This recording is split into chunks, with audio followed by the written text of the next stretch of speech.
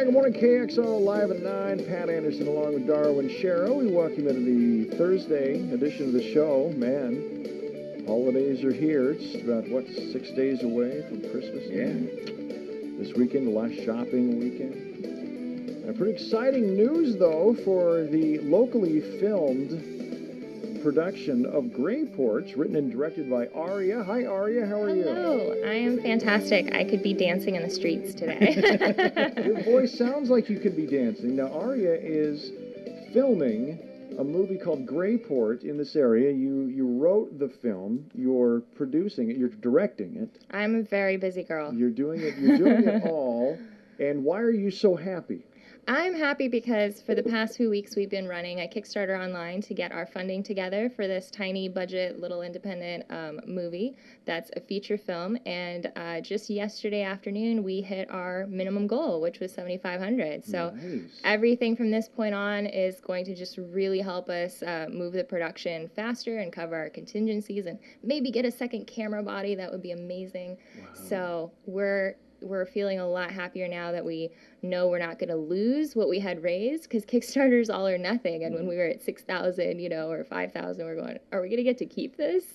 So now, if you raise more money, that means more bombs and explosions. That's right. It'll all go towards the violence and nudity fund. So keep those checks coming. Oh, so exciting. Nudity? Let me write a check right now. I mean, just hand them over. We'll make sure to get that There in you the go. script. Let's meet Russell Wiitala. Hi, Russell. Hello. How are you, sir? I'm doing great. You are one of the actors in Grayport. Yes. What role do you play? Cal Hastings. Cal I think his Hastings. name is. Yes. And he's a meanie.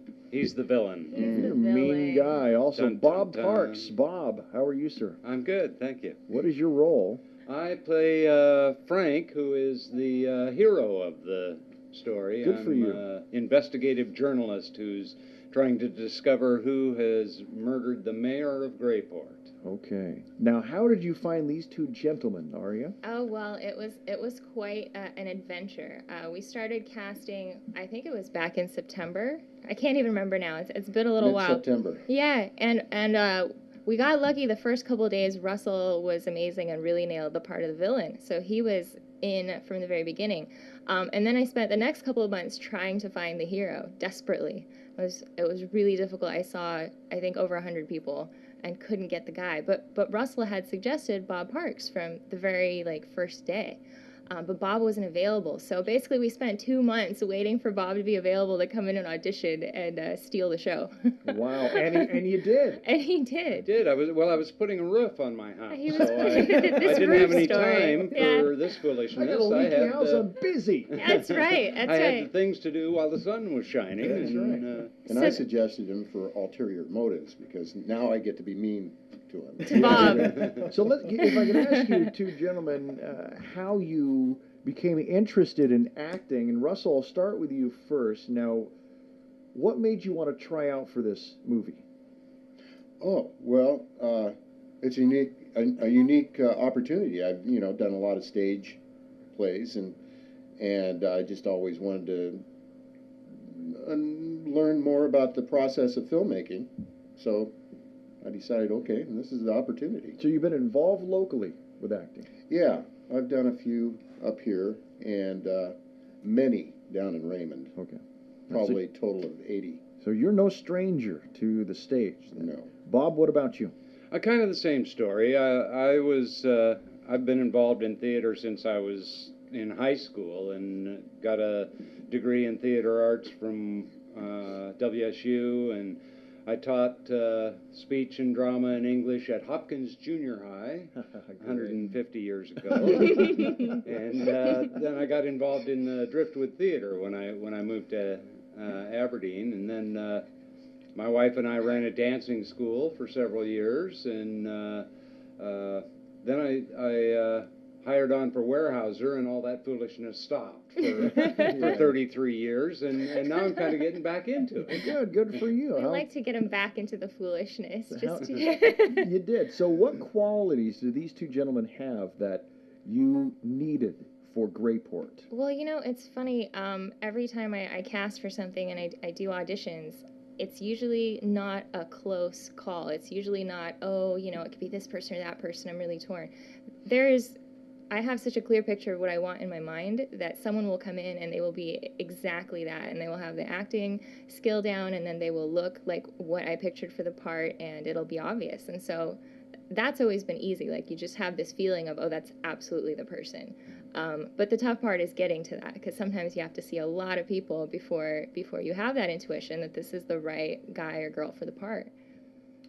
And you don't settle. I don't. I'm kind of uncompromising, but that's a good quality in film, because funny enough, the thing about directing is you really have to direct and you have to make a choice. If you are kind of wishy-washy and not sure what you're looking for, it's bad for the film. There's not a clear artistic vision. So the film's called Grayport, and it is a crime thriller. It is. It's a crime thriller murder mystery with kind of a noir style to it. And it's the name of the movie seems to me like it's taken from a couple of different towns in our area. Yeah, I mean, I've heard that mentioned from people saying it's a little bit like Westport and Grayland, but I think the idea came from a moral grayness in the story, and the idea that this is a small port town in this fictional town, and there's a moral grayness, and there's kind of a visual grayness with the gray color and the way that the characters are and the light and the shadow, that the color gray really represented a lot of different things that tie into the story. Plus the color of our hair. Oh, yes, and that was very important to it as well. Speak for yourself. So where are you now with the film? Have you started production? We are, we're still finishing our fundraiser, honestly, because we have about 3 days left to go on that. So I'm excited to keep engaging the fans and to sell the rest of the artwork that I have, because we have a lot of drawings for the characters and the costume designs and the storyboards that So keep those cards and letters coming in. That's right, keep them coming. I'd love to share the rest of that, with the audience that's been behind us so far. And once we finish the Kickstarter, we will be probably on holiday break for a while. And then we'll be ordering the equipment and testing it and spending January just making sure that everything looks how we want it to look and everything's working fine, and starting to shoot, I imagine, in February. That's good news. Yeah, Moving it's forward. amazing. It's amazing. There are so many people who didn't think we could do this here. Yeah. And I just want to tell everybody that whenever you have a vision, you have support behind you, you can do anything anywhere. I believe that. So it's not a matter of being in a small town or having access to a whole bunch of professional stuff. It's about having people who are willing and want to contribute. So that's really important. I think it's important for this community to see that they can do anything. And a big project like this is really inspiring for people, and I've been really humbled to see the people get behind it and the support that we've gotten, and people just digging deep and actually donating to this production. It's been amazing. What made you want to film in this area?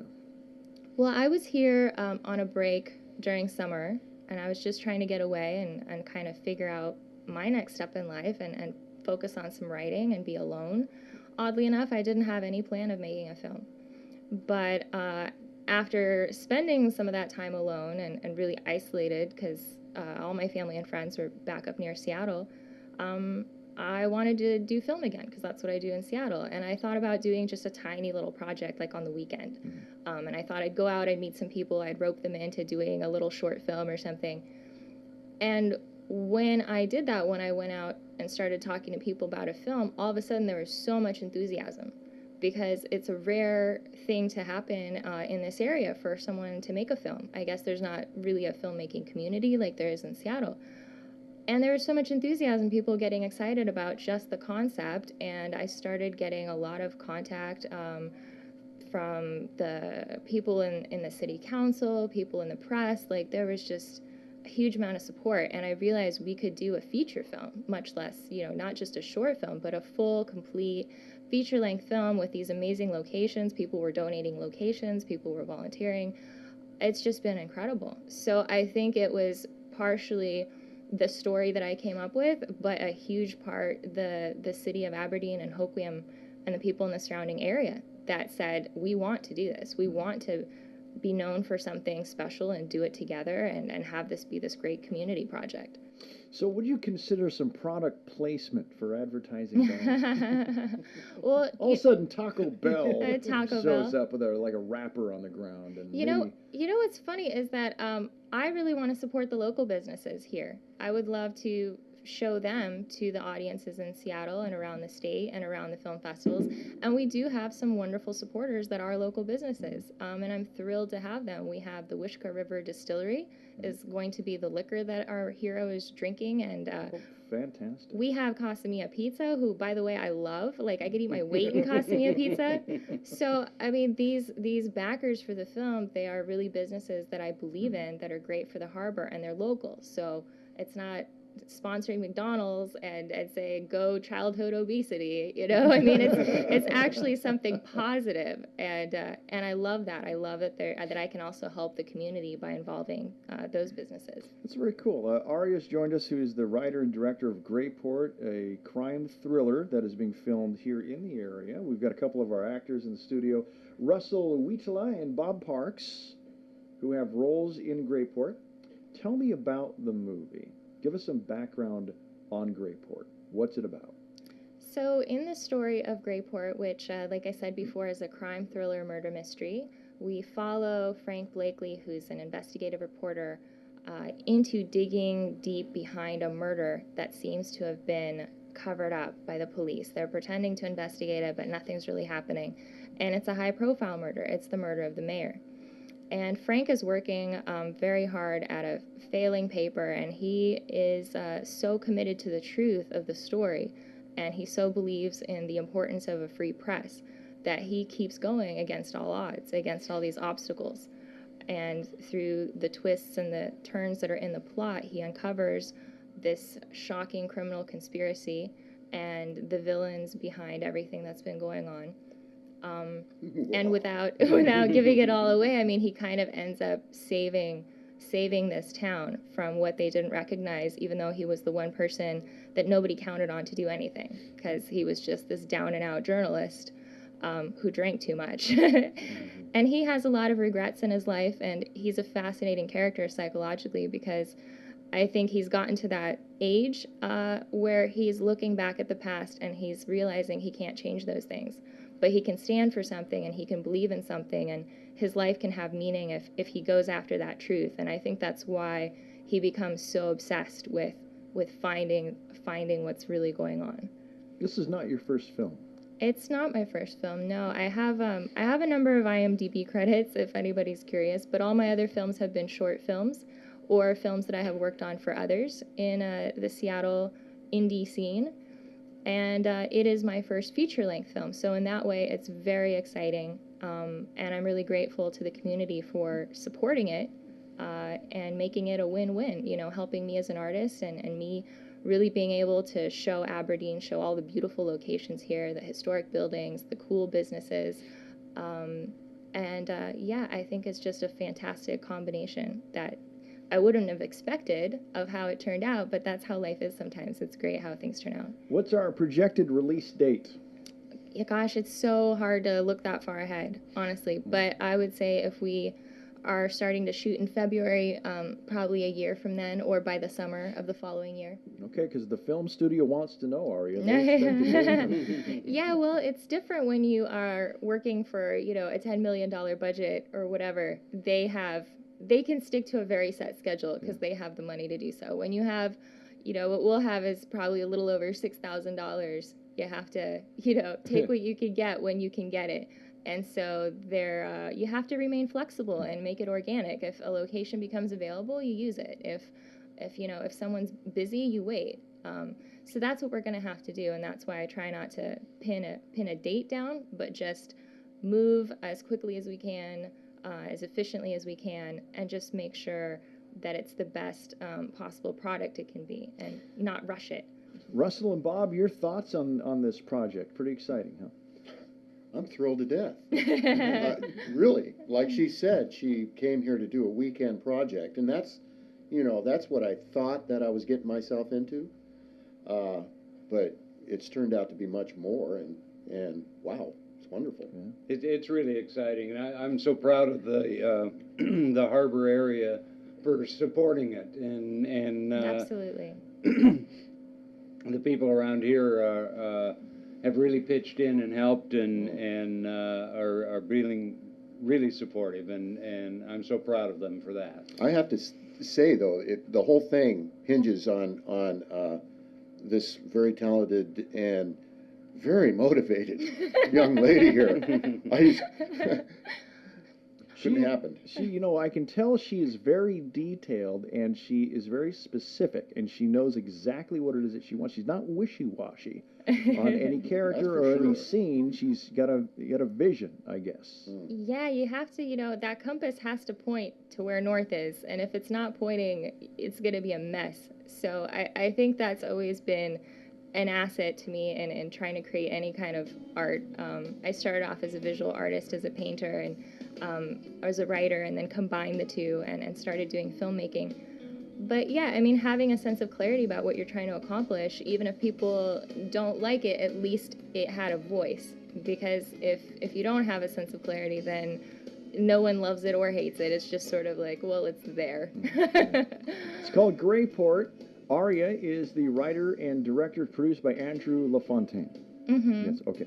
You can find out more by visiting Facebook and looking up Grayport. That's right. You can Google Grayport with it, which is Grayport, and check out the art that we have available and pre-order the film.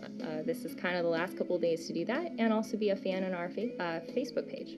Aria, thank you very much. Thanks so much. Also, Russell Wiitala and Bob Parks, thank you too. Thank you. We appreciate it. It's Grayport. It's KXRO Live at 9, Grace Harbor, Greater Grace Harbor Inc.'s Tim Gibbs is going to join us here in just a few. Keep it right here.